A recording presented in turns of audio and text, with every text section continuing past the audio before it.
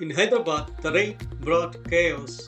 Heavy traffic flooded the busy IT hubs of Madhapur, Gachibowli, and Nanakramguda. Roads turned into water-filled nightmares, causing massive jams and delays. The rain made even the smallest drizzle turn main roads into flooded lanes. Waterlogged streets from Miyapur to Gachibowli trapped countless vehicles. Flooded underbridges and blocked routes forced the drivers to take longer, crowded diversions.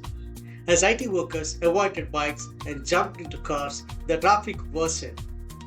Every rainstorm turns Hyderabad's busy streets into a traffic disaster, leaving people stuck and desperate for relief.